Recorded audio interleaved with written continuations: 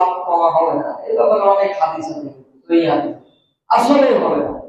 কিন্তু তারপরে আপনি বলছেন যে আল্লাহর সাথে জড়িত পাপ ক্ষমাহীন, এটা আবার কেমন? তাহলে আলোচনা তো দুরকম হইছে নাকি বলছেন?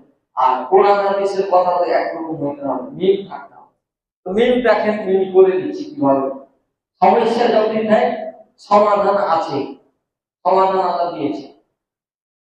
একটা ঘটনা আমরা শুনেছি, এখানে আমি হয়তো একবার বলেছিলাম ঘটনা, একটা লোক 99টা লোক মানুষকে হত্যা করছিল, ওই ব্যক্তি বানি ইসরায়েলের যুগের ঘটনা।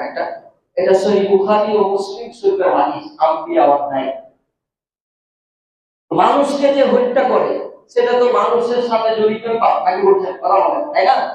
মানুষের সাথে জড়িত পাপ, যে মানুষকে হত্যা করে, এবং এ ব্যাপারে সরাসরি আল্লাহর বাক্য যে অমাইয়া কতুল মুমিনা মুতাআম্মিদান ফাজাযাউহু জাহান্নাম খালিদান ফিহা, এটা কিন্তু সরাসরি আল্লাহর বাক্য, সূরা নিসার ভিতরে এসেছে যে ব্যক্তি হত্যা করবে ইচ্ছাকৃতভাবে কোনো মানুষকে, তার চিরস্থায়ীভাবে থাকার জায়গা করে নিল কোথায়? জাহান্নাম। এই বানি ইসরাইলের যুগে এই ব্যক্তি আপনার 99 জন মানুষকে হত্যা করে এখন ও চাচ্ছে যে আমি এই খারাপ জগৎ থেকে, অন্ধকার জগৎ থেকে, গুনাহের জগৎ থেকে আমি ভালো জগতে রিটার্ন হতে চাই, ফিরে আসতে চাই। এর কোনো সমাধান আছে কিনা? তো তিনি তখন, আমি সংক্ষেপে বলবো, আরো যেগুলো কথা বলতে হবে, তো তিনি তখন মানুষের কাছে যখন বলবেন, মানুষ তাকে তথ্য দিলে, যাও অমুক অমুক জায়গায় একটা আল্লাহ বলি আছে, যাও আগে যাও, কাজ হইতে পারে। এখন ওই আল্লাহ বলির কাছে গেছেন, আল্লাহ বলি যখন তার কথা শুনেছেন, সাথে সাথে বলেছেন যে না, তোমার কোনো ক্ষমা নাই। তুমি কিভাবে আশা করতে পারো? তুমি 99টা মানুষকে হত্যা করেছে, একটা লড়াই দুটো লড়াই ভাই, তুমি 99 জন মানুষকে হত্যা করেছে, তুমি কইছো আমি এই জগৎ থেকে ফিরবো, ভালো হবো? তোমার কোনো ভালো হওয়ার সুযোগ নাই, তোমার কোনো ক্ষমা নাই।